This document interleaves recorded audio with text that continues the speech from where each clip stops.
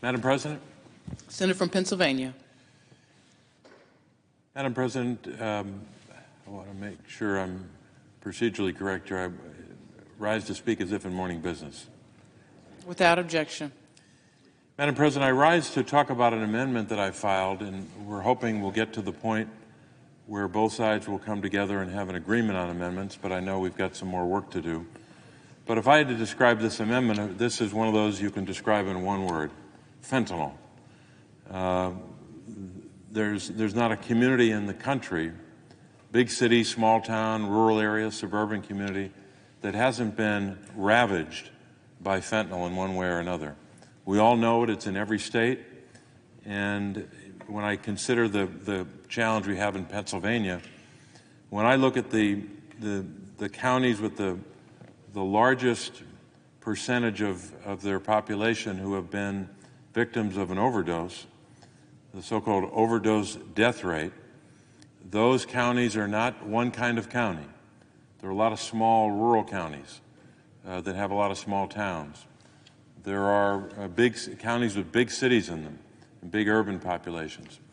So no matter where you live, fentanyl is a problem. The overdose death rate is almost all fentanyl related in my state of Pennsylvania.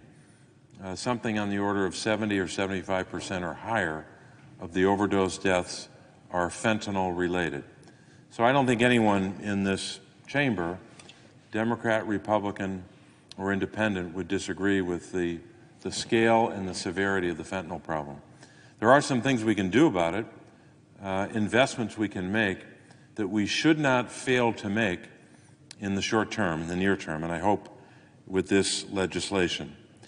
We all know that the fentanyl problem starts in China, where China for years now has been producing the chemical precursors. And if anything, we should continue to crack down on the bad guys here in China and the cartels in Mexico. The good news is this legislation, by including the Fend-Off Fentanyl bill, which is a overwhelmingly bipartisan bill out of the Banking Committee, will help us do that, to target the bad guys, to target money laundering with provisions that will focus on anti-money laundering provisions. It will also target the bad guys by way of sanctions against transnational criminal organizations. But this all starts in China, but of course it does end up coming across the border. Most of the fentanyl coming into the United States is trafficked into the country through official land border crossings. This isn't a problem where someone is crossing the border and has fentanyl in their pocket. That's not where most of the fentanyl comes in. The fentanyl comes in vehicles, in cargo. And the good news is we have the technology to detect that and to stop it at the border. But because most of it's coming across those land border crossings by those transnational criminal organizations that start in China, here's the data. In fiscal year 2023, U.S. Customs and Border Patrol, CBP, seized 240,000 pounds of drugs at the southwest land border, which included an estimated 1.1 billion doses of fentanyl. So that's just in fiscal year 2023. What we stopped at the border was 1.1 billion doses of fentanyl. The bad news is that number could be a lot higher. Billions and billions of doses could be stopped at the southwest border if we're willing to make the right decisions here and invest in the technology and the manpower, the personnel that it takes to do that, to intercept more and more doses. We should be intercepting billions of doses, not just 1.1 billion doses of fentanyl.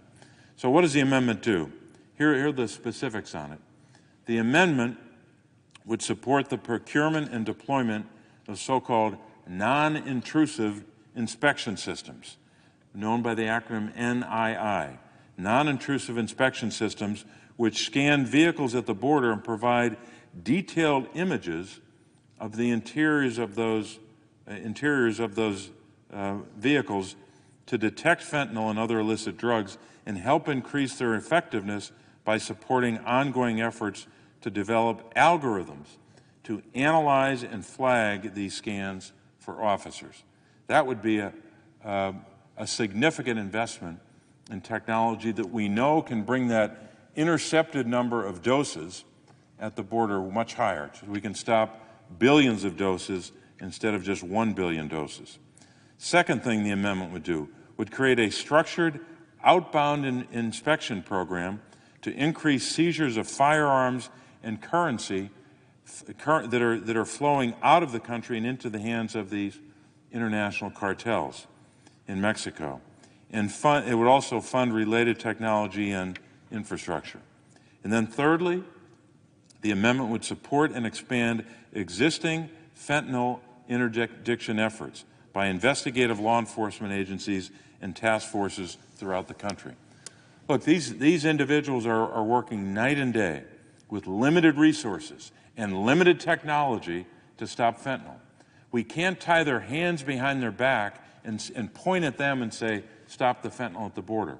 They need more technology, a lot of it, and it's expensive, and we got to pay for it.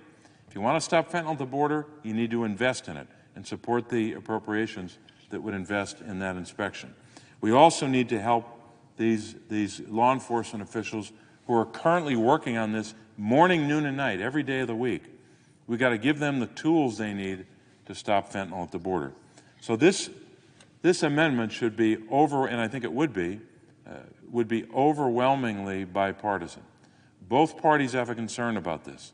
Both parties have counties like mine where that overdose death rate is high, mostly caused by fentanyl. Let's come together and take a step as we pass this larger bill to stop Putin in his murderous invasion of Ukraine. Let's help stop and disable the terrorist organization Hamas.